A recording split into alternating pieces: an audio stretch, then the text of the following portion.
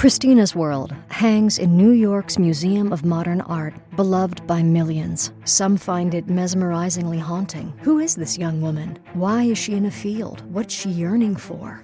What if I told you there's a controversial secret hidden in plain sight? Andrew Wyeth used his young wife's body to replace a disabled woman's appearance. The truth behind Christina's World will change how you see this painting forever.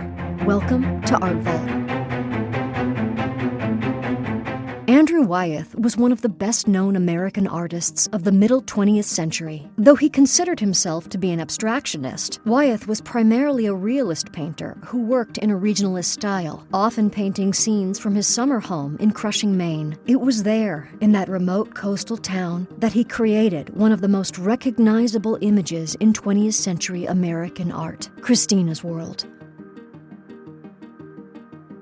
In 1939, Wyeth was introduced to someone who would change his art forever, Christina Olson. His future wife, Betsy, brought him to visit the Olson farm during one of their trips to Maine. Christina and her brother Alvaro lived in a wind-beaten old farmhouse frozen in time. They collected rainwater for drinking and lived without electricity. Wyeth described it as a time capsule of old New England that the modern world had forgotten. Christina and Alvaro were barely scraping by, living hand to mouth. As a young girl, Christina's mother started noticing that she fell more often than other children. As the years went on, it only got worse. Her legs progressively grew weaker until, by her 40s, she had completely lost the use of them. She suffered from Charcot-Marie tooth disease, or CMT, which doctors initially mistook for polio.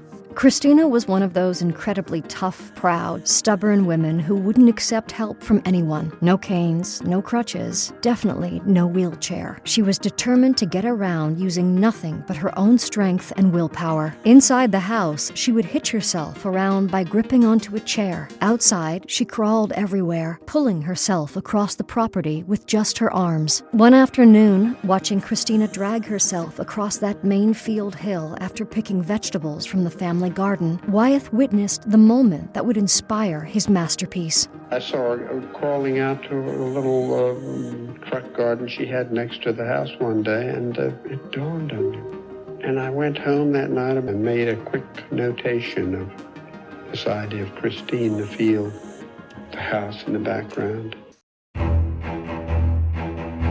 When you first look at the painting, you see what appears to be a young woman in a pink dress, lying in a golden field, gazing up at a distant farmhouse on the hill. The scene feels peaceful, almost idyllic, like she's just taking a moment to rest in the countryside. But if you look closer at her arms and hands, something seems off. They appear thin, almost claw-like, gripping the earth with an intensity that suggests struggle rather than rest. That's when the scene turns mysterious. Who is this woman? What's she staring at? And why is she alone in this field? Here's where the painting takes an unexpected turn. Christina was 51 when painted, but this figure looks decades younger. That's because this isn't a literal portrait of Christina at all.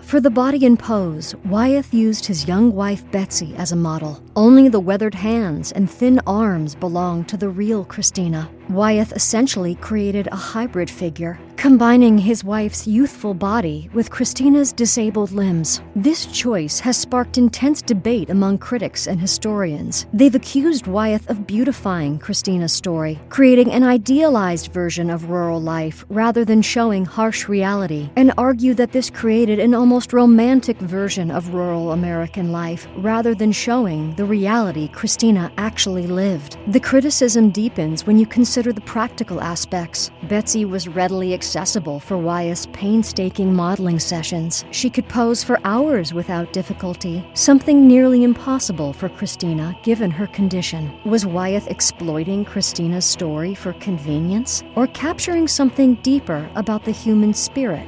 Wyeth defended his decision. In his mind, he wasn't trying to document Christina's exact physical appearance. He was capturing something deeper about her spirit and her connection to that land. I felt the loneliness of that figure, perhaps the same loneliness I felt in myself as a child. My cold eye took in the deformity and it shook me. I hadn't thought about the deformity. She was so much bigger than all those little idiosyncrasies.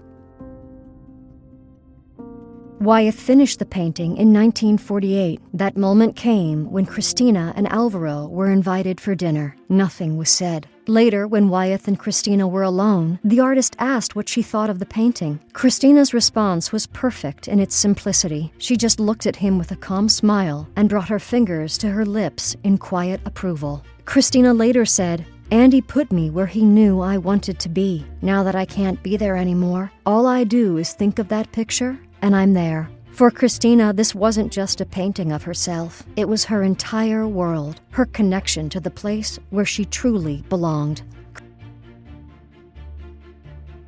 Christina's world hung in Wyeth's home and almost disappeared into obscurity. Eventually, he shipped it to the Macbeth Gallery in New York, where everything changed. The turning point came when the Museum of Modern Art purchased the painting for $1,800. That sale launched Wyeth's career, eventually making him one of America's wealthiest artists. Christina's world became famous to the point of parody. The lone figure gazing at a distant goal was used to sell everything from beer to air conditioners. Critics railed against Wyeth for building his fortune partly on Christina's image, but she never saw a penny. In actuality, Wyeth did try to share some of that success with her, offering gifts and money to the Olson family, but Christina firmly refused every single offer.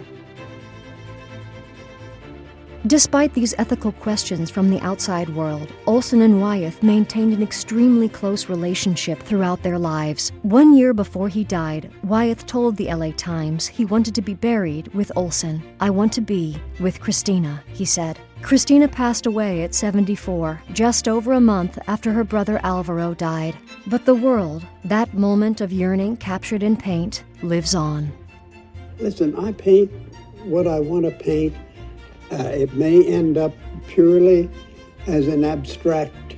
I think I said to Betsy the other day out here, I said, more and more I think I'll probably turn into an abstractionist.